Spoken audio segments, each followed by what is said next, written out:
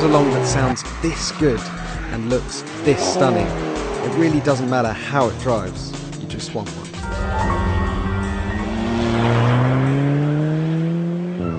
But the Alfa 4C is so much more than just a very pretty face. You see, under this flamboyant bodywork is a carbon fibre monocoque, a little bit like the one you might find on the McLaren 12C or the Porsche 918 Spider, and that, along with other weight-saving measures like these controversial naked front headlights, mean it weighs just 895 kilograms without fluids or passengers on board, and that's not very much at all. And as we all know, little weight leads to better fuel economy, sharper handling, and most of all, more fun.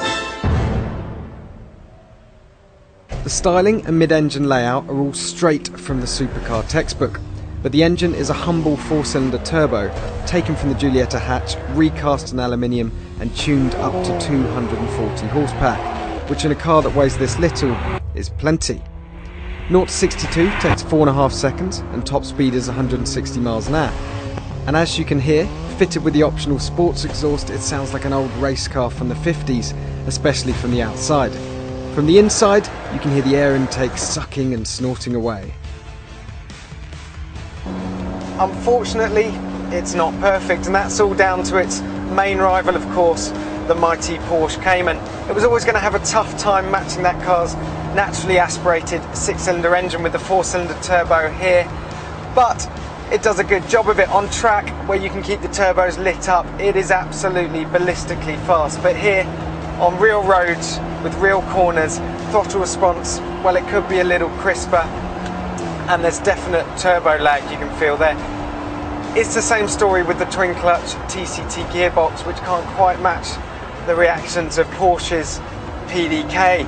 Upshifts, well, they're brutally fast, 130 milliseconds, but downshifts, when you want it to switch down as you're piling into a fast corner, well, it feels a little bit reluctant and doesn't do it quite quick enough.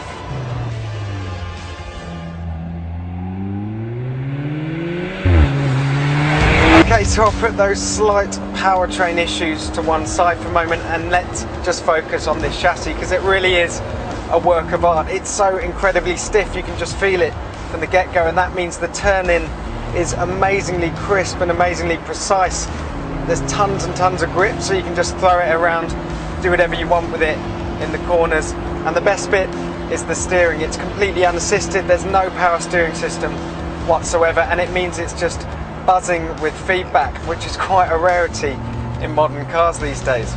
The other thing is the ride. I mean, for a car like this, you'd expect every little bump to be transmitted through the bottom of your seat, but it isn't. It's really nice and smooth and flows beautifully. The only problem, well, the big problem really, I want a manual gearbox in here.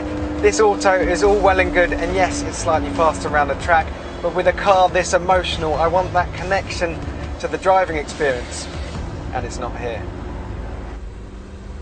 There's no stereo or aircon either, if you ask Alfa to delete them for free, that is. But there are 4 driving modes to choose from: dynamic, natural, all-weather and race. Unlike some supercars, race isn't too aggressive either and sharpens up the gearbox nicely. As for the interior quality, well, it can't match the Porsche Cayman, but the 4C's driving position is spot on, and the TFT instrument screen and exposed carbon fibre looks fantastic. But have Alfa done enough? Well, the answer is yes and no.